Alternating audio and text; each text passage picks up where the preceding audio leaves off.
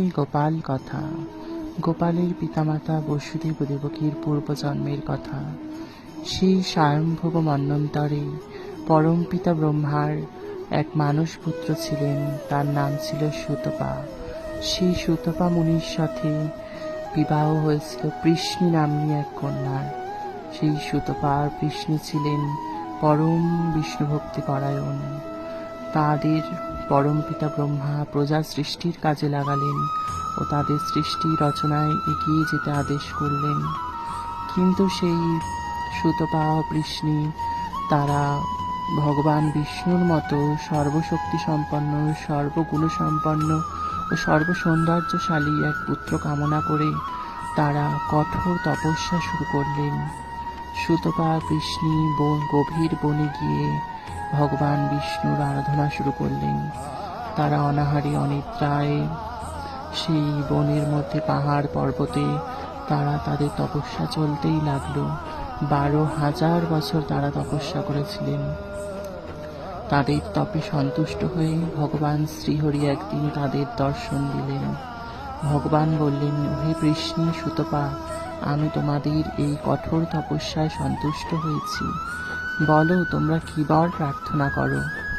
তখন সুতপা ও কৃষ্ণী ভগবানের রূপমাধুরী দর্শন করে মোহিত হয়ে গেলেন। তারা বললেন, হে প্রভু, আমরা যেন তোমার মতোই সর্বশক্তি, সর্বগুণসম্পন্ন, সর্বসৌন্দর্যশালী পুত্র লাভ করতে পারি।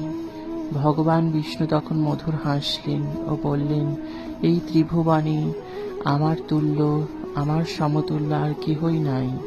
তাই আমি ত্রিসত্য করে বলছি, আমি তোমাদের পুত্ররূপে জন্ম লাভ করব। এই কৃষ্ণী গর্ভে আমি জন্ম লাভ করব 3 যুগে। এই যুগে আমি কৃষ্ণীর গর্ভে জন্ম লাভ করব, কৃষ্ণী গর্ভ নামে বিখ্যাত হব। তারপর তোমরা কশ্যপ অদিতি রূপে জন্ম লাভ করবে। সেই সময় বলিকে দমনের জন্য আমি এই কৃষ্ণী দেবী অদিতির রূপে যখন ধরাতলে অবতরণ করবে, সেই কশ্যপ অদিতির গৃহে আমি বামন অবতার রূপে জন্ম লাভ করব এবং 3য় জন্ম হবে দাপরে। তোমরা বসুদেব ও দেবকী রূপে জন্ম লাভ করবে। সেই সময় আমি দেবকীর 8ম গর্ভজাত সন্তান শ্রীকৃষ্ণ রূপে জন্ম লাভ করব। এইভাবে তোমরা 3 জন্মে আমাকে পুত্র রূপে লাভ করবে। এ আমি সত্য করে বলছি।